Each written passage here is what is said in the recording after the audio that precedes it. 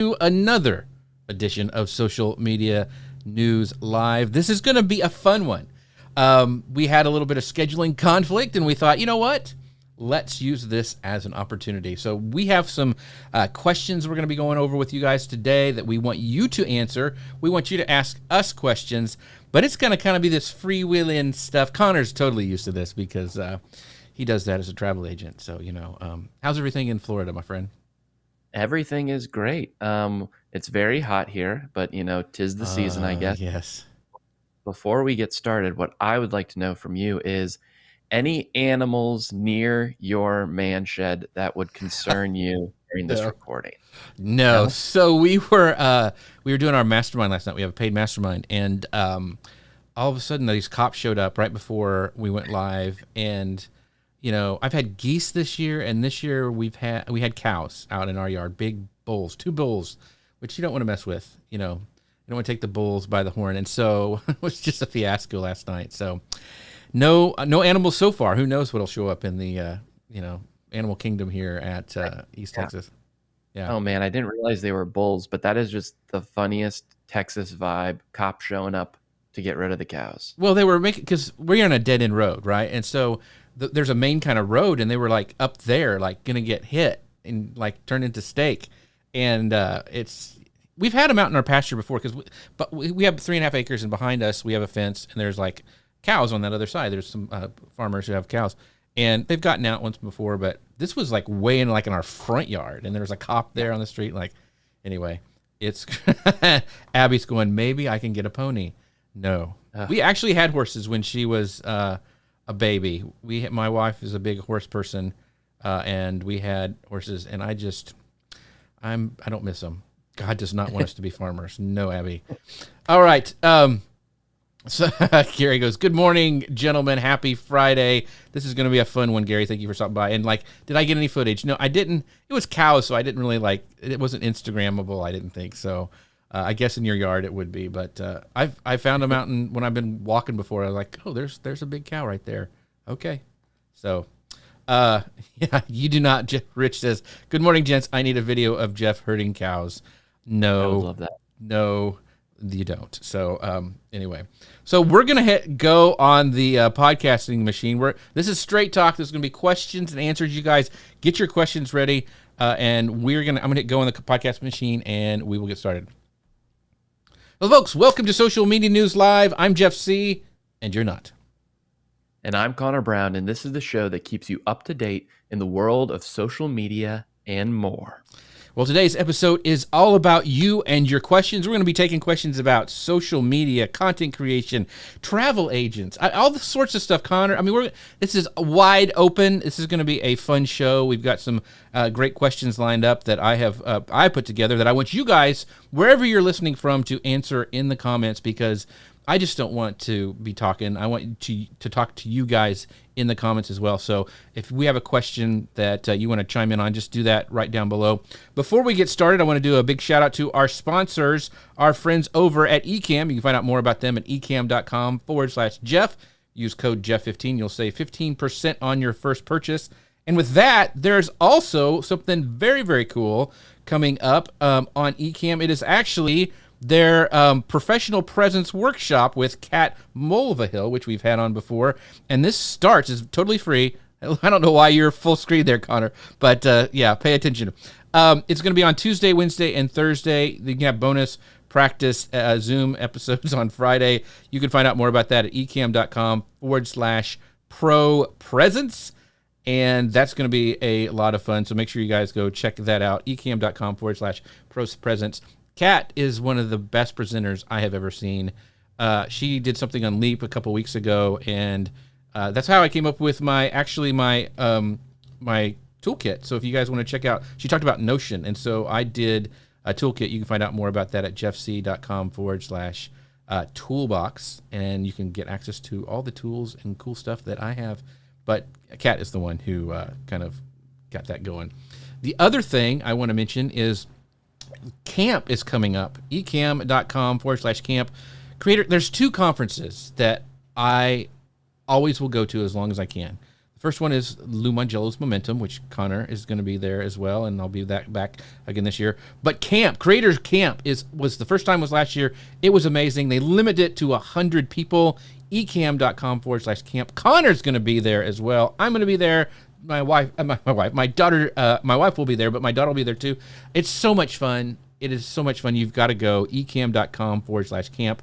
And on that note, I'm actually giving away a free ticket to camp. So it's going to launch in my newsletter on Tuesday that I send out every week. And one of the things about that is you can actually, as I pull it up here, yes, jeffc.com/news. I'm going to be announcing this contest, and there's going to be a cool little contest. There's going to be all sorts of sweepstakes you can do. I'm going to give you a secret code at the end of this broadcast that will give you extra entries. We're going to be hiding those across our podcast, our blogs, all sorts of fun places. It's kind of a scavenger hunt kind of thing. But that ticket's worth like $700. So it's going to be a fun contest. So if you haven't subscribed to my newsletter, jeffc.com/news. All right, let's get to the questions, Connor. Do you want to go first, or do you want me to pick one for you? Oh, I would love to go first. I think I have a pretty good one. All right. This is, Jeff, this is a somewhat personal question for you about your history, but I kind of tie it together with marketing and entrepreneurship. I know that in a previous life, let's say you worked as a juggler in a amusement park. I wasn't a juggler. I was a magician. Yeah. So I wrote clown, and I knew that wasn't right. Magician. Yeah. Juggler. I guess it just in my head, I would like to see you juggle. So that's the picture. I can juggle, by the way, but that's not what I did. So there you go.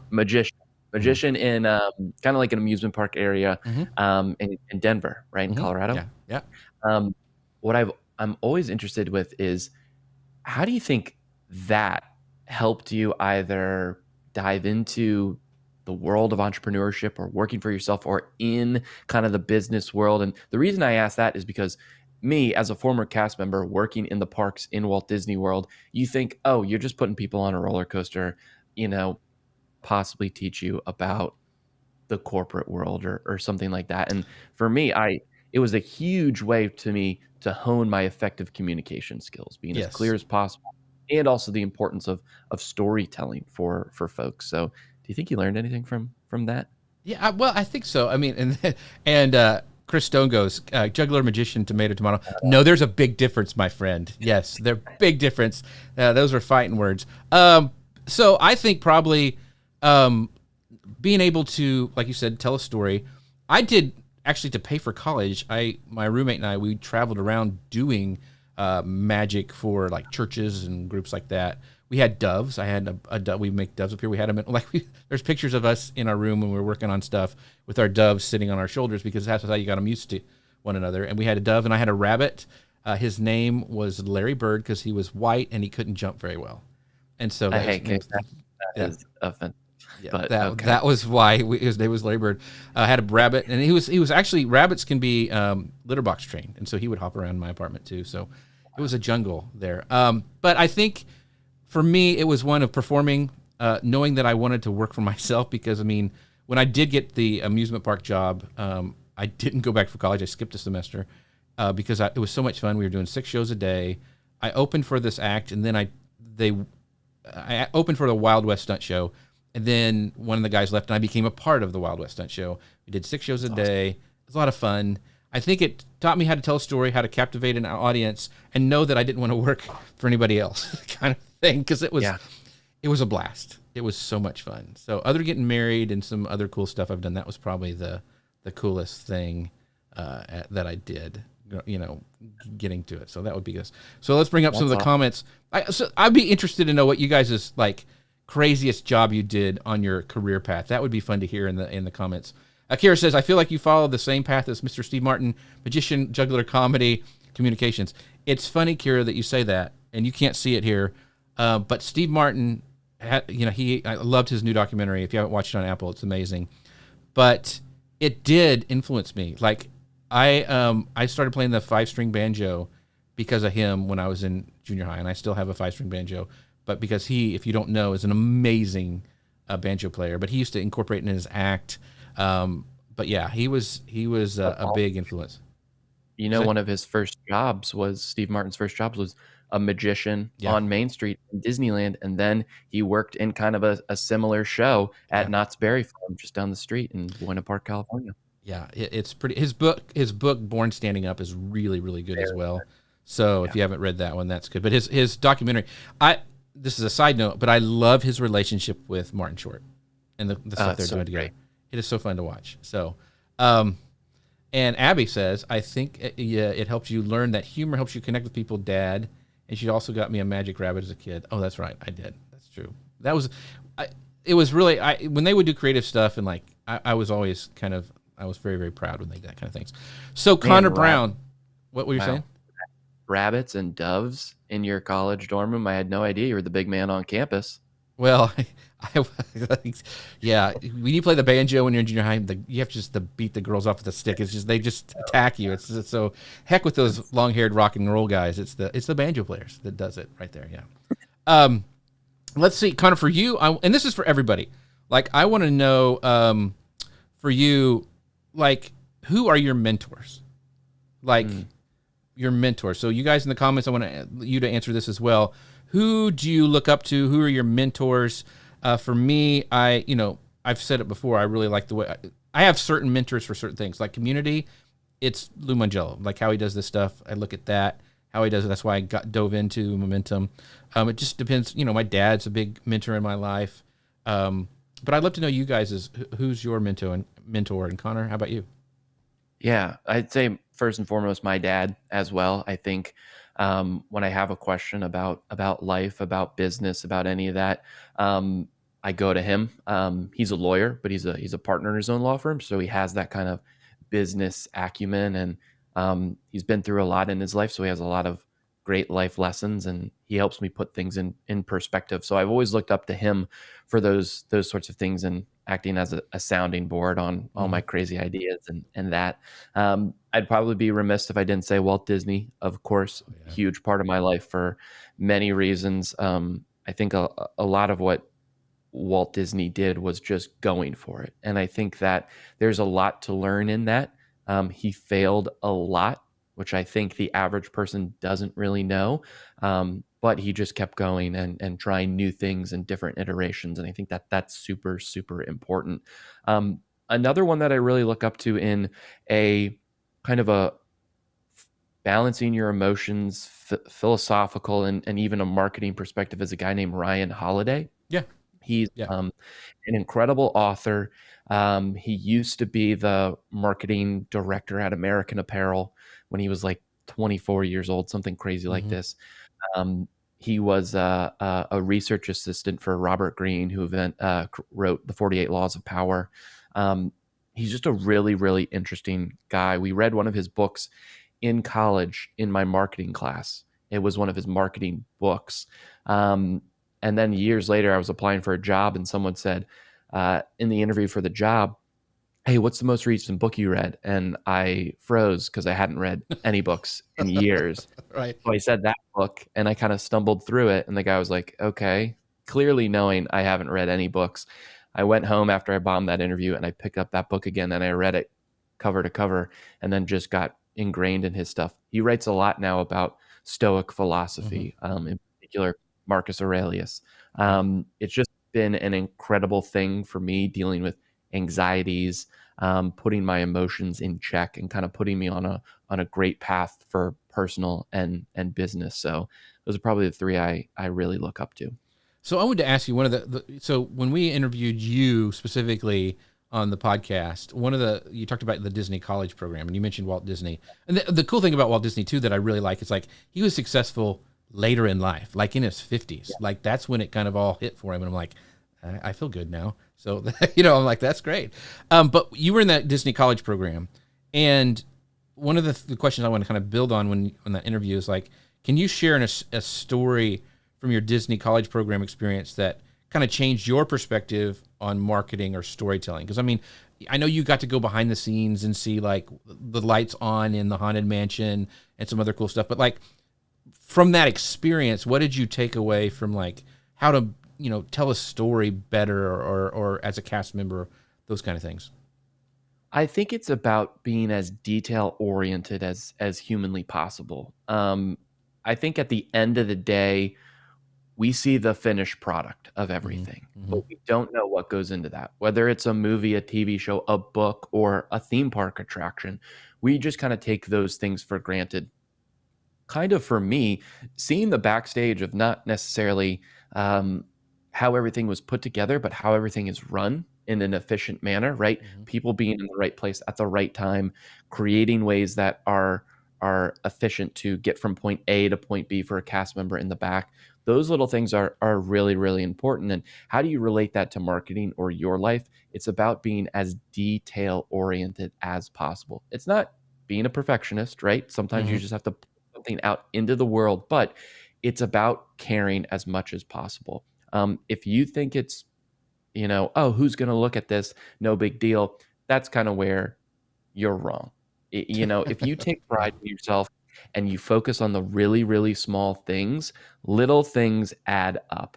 Um, I learned a lot from that. And I think that I kind of try to carry that on with all the travel agent stuff that I do, being as like Mhm. detail oriented as possible, even if the person isn't going to read everything I send them, me knowing that they have everything that they need gives me peace of mind. And then for the people that do read everything, they're overly grateful for all of that. Yeah, that's great. So I want to bring up some Yeah. other comments. Rich said, this is talking about what you did as a job. He says, I cleaned commercial chicken houses one summer using farm equipment. Ooh, that's a nice smell. I can just picture it. There was one incident I'm not sharing here. Let's just say I learned a lesson about communication skills. I can just guess, Rich. And some mentors. Gary Stockton says he really likes Otis Gibbs' style of videos, quite unique on how they are filmed, and a great storyteller for tech. Curtis Judd, Photo Joseph, and Aaron Parecki are cool dudes to follow. I'm going to have to check out some of those, Gary. Thank you for that. I will, and I've said it before, one of my favorite, like I said, I have been different people I look up to and for different things, like video editing. I said this last night on a live show that I was watching. Chris Stone is one of the best video editors I've seen for short form content, repurposing things. He does a great job. So if you haven't checked out Chris Stone, he's kind of like a great video editor to watch. I love Business Wars for like audio storytelling for podcasting. I just have always loved their style. So that's a couple of those. Let's see. Oh, and Rich says Lou is definitely on top of my list of business and life mentors. Identify with a genuine, caring personality. So I feel his guidance comes from the same perspective, the same goals that I have. Yeah, I think when you can align yourself with those type of people, like that's why I like Lou and other people who I consider successful in business, and they're not icky with their sales. That's what I've always struggled with, is trying to do sales. I grew up, my dad was a preacher, and he was also an EMT, and we had people like show up bloody on our doorstep, like needing help. And like, so service was just part of what we did. Like that was just our DNA. Like you help people and you serve people. So then when I became a businessman, charging for that was really hard. Like I still struggle with like, okay, I just want to help kind of thing. Cause that's the way we grew up. Like you just help people. That's what you did. So putting a dollar figure to that has been a real struggle, but I'm with you, Rich. Finding people who sell in a way that are really, really cool and doesn't make you feel icky, that's super important. Dustin has a great question. What was the last book you read? Oh, I think he followed it up with how he would answer it. Oh, okay. We'll get to his, but I want to see what is the last book you read, Connor? The last book, well, I'm currently getting our way through 10x. 10x is Oh yeah, we're doing that. 2x. The last, I would say, substantial book I read was Lonesome Dove, which I finished just a couple weeks ago. Did you watch the movie? It's a mini series That's because right, the book is so friggin' huge. It's like this big. Right. No, I have not yet, but I want to. It was incredible, great storytelling. Even though it's so big, it just you're just flying through it, which is kind of the reason why I want to read Shogun as well, which I know people are raving about the miniseries too. So I watched a couple episodes. So I have a couple books. I read a lot, and so I have a couple books going at one time. My recent one I finished and got through. I got hooked on Adam Grant stuff. Like Hidden Potential was really, really good, and so I bought like all his books, and I've been reading those. So what I do in the morning, I usually read something business wise, like stuff like that. In the evening, right before I go to sleep, I read kind of fiction. And this isn't really fiction, but Eric Fisher got me on this. It's the story of MCU, Marvel stuff, and it's fascinating, like how much Downey got paid, and how they, like, Scarlett Johansson never had been in a real action movie, and she had to learn. I mean, it's just stuff like that. It's just fascinating. And Kevin Feige is one that I've always wanted to sit down and just like talk to, because I just think the way he set up the universe and stuff is just fascinating. But anyway, that's neither here or there. But those are the books I'm reading now. Dustin says, and this is interesting, I don't read books. They're productivity killers. I learned everything efficiently from the internet. That I get. Yeah, I mean, I guess so. But I can read faster than I can watch a video, is my thing. So, I mean, I love watching YouTube videos and learning how to do stuff. I wish I would have had that growing up. But what about you? Do you kind of a mixture of both, Connor? I'm definitely a mixture of both. I think for more tactile things, like a process-oriented thing, I need a video, like, because I can pause it, I can do what I'm doing, I can pause it, I can do what I'm doing. But for me, a book, you can't focus on anything else. That's also why I don't do a lot of audiobooks, because I find my mind just wandering. Like, I'm sure someone listening to this podcast, their mind's wandering right now as we're saying this, right? Come back. Come back right now. So that's why I love just the feel of a book in my hand. I recently got a Kindle as well. I love the feel of that too. It's the process too, right? It's seeing the pages that you've read, the Kindle, the percentage that you've read already. So, and I feel like, I don't know, sometimes when you read something, it sticks more with you than when you just hear something. Yeah. So I have a huge library still, but my wife made me use a Kindle because we don't have any more room, actually. And so, and the thing that I really like, and I've talked about this before when we talked about like building a second brain, is I love being able to highlight stuff in my Kindle, and then it goes automatically and puts it to Notion in a database where I can, and I even use a service called Readwise, which actually sends me an email periodically about all the stuff I've written and refreshes that. And, I forgot about that, kind of a thing.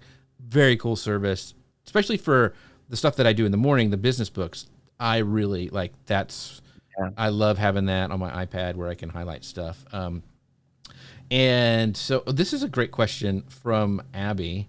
So it is, what's y'all's, you can tell she's from East Texas, biggest hot take or unpopular opinion about content creation or the marketing world in general?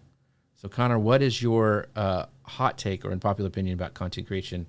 And I'd love for you guys to answer this question too, because this is fascinating to me. So what is one of your unpopular opinions, Connor? Man, I don't know if it's an unpopular opinion, but I think focusing on a huge audience is not the way to go nowadays. It's about focusing on a small, tight-knit group, or rather a very specific individual group that you can help with that. Like going viral, right? Getting a million followers, that is not a way to build a business, because so much of it is out of your control. And you have to grind for so long to see any actual, things coming in, successes coming in from that. So for me, it's not about, how many people are watching this, how many people are downloading this. It's about, am I getting engagement from people, and I'm getting emails from people? Because you can build a very, very, very successful business servicing a small group of people, as long as you're doing it consistently day in and day out. So I don't know, a hot take or whatever, but that's just kind of, I think it's just important to, because it's so easy to look at numbers and be like, get down on yourself and stuff, but just stop comparing your chapter to somebody else's chapter. You're living your own book. Right. That kind of goes into my thing too, is, and I actually wrote, if you read my last Tuesday's newsletter or email, great newsletter. jeffc.com/news. The thing that, and I usually don't get, like, I try to always be positive, I try not to be negative about stuff, but this kind of got me. And I made it a little playful in the newsletter, but was reading this, and this guru that everybody follows and everybody kisses up to and all that stuff had said, like, you need to do this. Like, you have to do, you can't put links in your post anymore. It'll kill reach. And I'm like, okay, yeah, I can understand that might happen, but I use links in all of my posts, and that's how I make money. I mean, and so you got to try it before these people make these blanket statements like, this does not work. And I'm like, well, but what are you trying to do? And so I want people to experiment. Like, yeah, you can look at that and say, I'm going to run this experiment for 6 weeks and maybe see if this is right. But everybody's audience is different. Everybody has different people watching or following, and people are following for a while. Then it's just try things. Don't listen and just say, oh, well, he said that I can't do this, or I have to be on this platform and I got to do these dance videos on TikTok. Just try things, but be consistent. Whatever you do, be consistent at, and see if it works, and experiment. But anyway, I got a little. I don't usually write those kind of posts, but I did. So anyway, Scott Ayers goes, I only read books that are all pictures, no text. It's deep stuff. There you go, Scott. Yeah, but Scott's killing it over on Amazon, so we'll give him a pass. Kira asks, do you have a film, book, or theater experience that inspire how you tell stories in your business now? Do you have a film, book, or theater experience that inspires how you tell stories in your business now?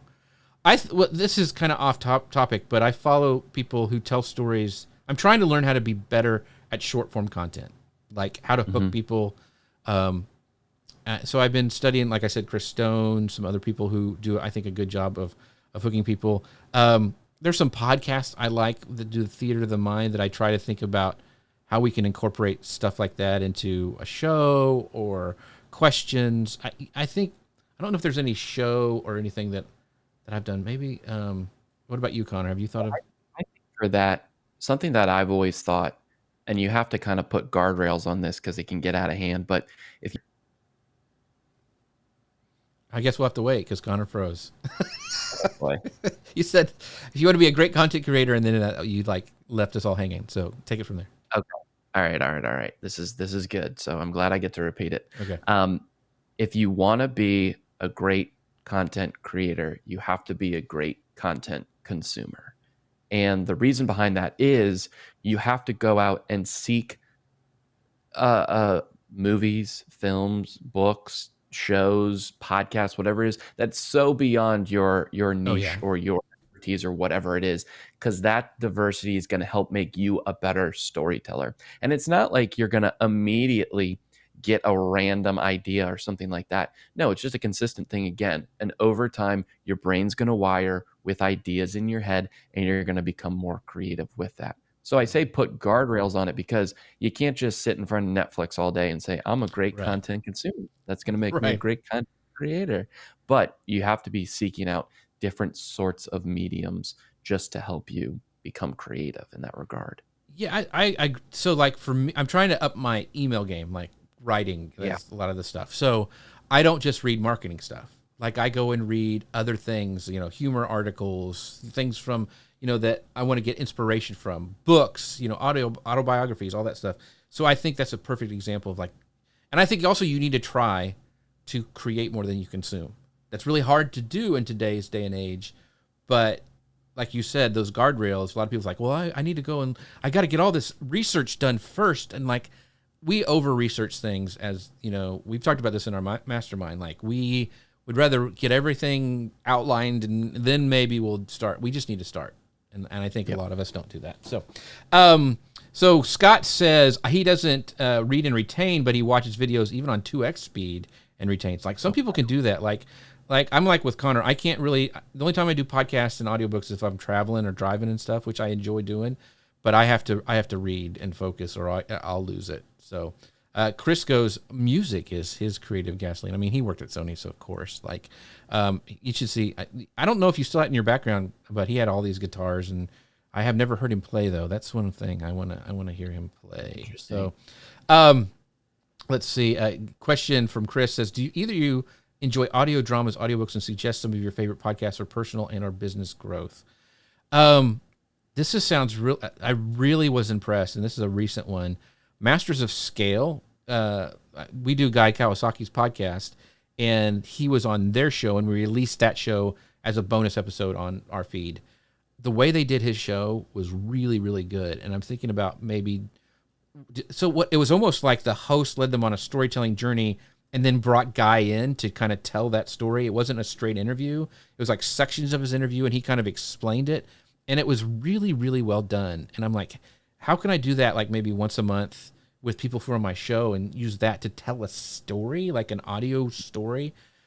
That's one that I really like, Chris, and I haven't dove into many more of those, so I think it may have been a one-off that they did it on. Business Wars is really great. The guys who did Wondery is the podcast place, and they did a Star Wars one that was really, really good. I'd love to know you guys in the comment. What about you, Connor? Yeah, I love how I built this. Obviously, a Titan in it, but so good, so well done. One that I've not recently, probably for over a year now, that I listen to every single week, comes out a couple times a week, is called The Town. It's very the what the what you froze The Town. The Town. Okay. The Town. It is very Hollywood business, so it's not like it's kind of like the movers and shakers in the Hollywood business kind of realm. It's just very, very interesting to me because that's a world I didn't know anything about. And then another one that I like that has kind of gone on hiatus recently is Heavyweight. If you've ever listened to that, that's just a fun, interesting one. It's basically about a guy who has a new person on each week that has a question, I guess, that they've always wanted answered. Like somebody went on a date or was supposed to go on a date 30 years ago, and the person never showed up. They never found out why that person never showed up. So he is going to take them back and get all the characters back together and say, hey, why didn't you show up? What was going on? And the way the host does everything, it's very creative. He's very funny. So those are a few that I love. The Moth was one that I used to listen to quite a bit. Storytelling was really, really good. Let's see. Gosh, there was another one that so I also, he asked about like dramas, audiobooks or something.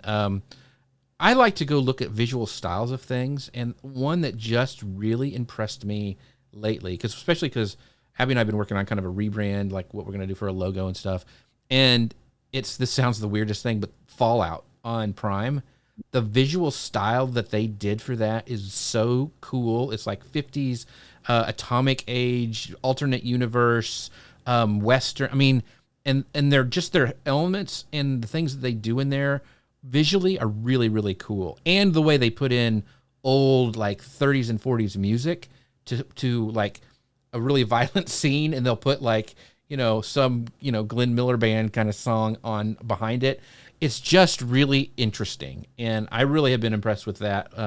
I've also played the video games way back in the day, so it's kind of fun to do that. But that's kind of one that we've looked at. Another question here, Rich Graham, do you call it Twitter or X?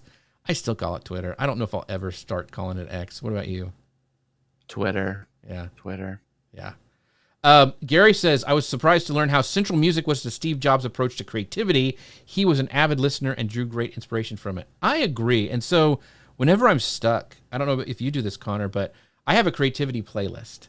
And I've shared it before in my newsletter, and it's not with words. It's like John Williams, the Danny Elfman, some really, I don't know, movie soundtracks and even some Disney stuff.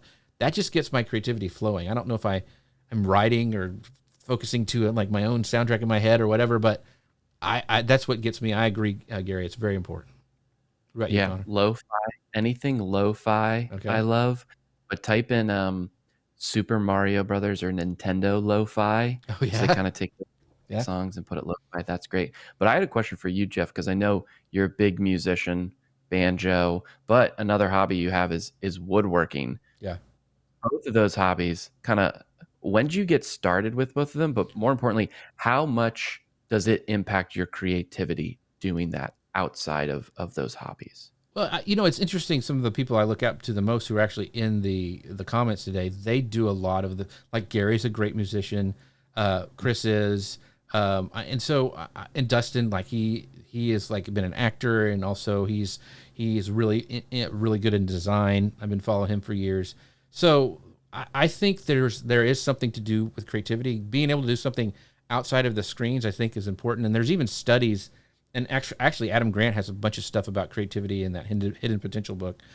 I started wood carving later in life. Music is like, I had to take piano lessons when I was a kid. And like, I wish I would have stuck with it. I really do. If I could take piano lessons as a kid, like with the technology now, I think because I had to play the songs like I didn't even care about, like those Elf books. If anybody remembers it was at Schwan, I can't even remember what it was, but they were boring. I have picked up the piano in the past. I've been really playing that. I mean, recently, since COVID. Before COVID, I got a piano and really started playing. The wood carving thing is just something. My dad and I started later. We had watched wood carving all our lives. We used to go to a place called Silver Dollar City in Missouri, and they had wood carvers, and we just thought, oh, we can't do it. It's too expensive or whatever. And then we found out it's not that. You just need a knife and a block of wood. Not that hard. And so we started doing that, and then it's just nice to be something working with your hand. I've always loved woodworking. I've always done that, and I did it in high school and stuff. But being able to carve things is just fun, and I need to continue to do it more. A lot of people like watching it during COVID. So, what about you? What are your like hobbies? I mean, do you underwater basket weaving? What is your thing? I would love that. I would love to do that. But that one is expensive, very expensive. No, I said at the beginning of the year, I need more hobbies that are not screen based, and I'm still working on it. But one I golf That's as right. much as Yeah. as possible, which golf is great because it's an impossible game, absolutely impossible, and it's against yourself. So all Yeah. you're Right. competing with is yourself. So you're just trying to get yourself better a little bit each and every time. Plus, you're outside. It's nice, those sorts of things. I don't think you knew this about me, Connor, but I was on the golf team in high school. I actually Wow. lettered in golf, and I hadn't played since. Because Really? we got to go every day and play at a nice course after Yep. school. And then when I was in college, I had no money for green fees and all that stuff, and I just never did it again. So I'm sure I'm horrible now. But yeah, I played back in the day. So Yeah. this is a great question from Scott. In your opinion, what is the best platform to live stream on and monetize it? That last part is the kicker. Yeah. I guess is if it's monetized of, you're making ad revenue off of it or something like that, or you're going on it to sell Mm-hmm. your product. I Mm-hmm. think that those are probably two different,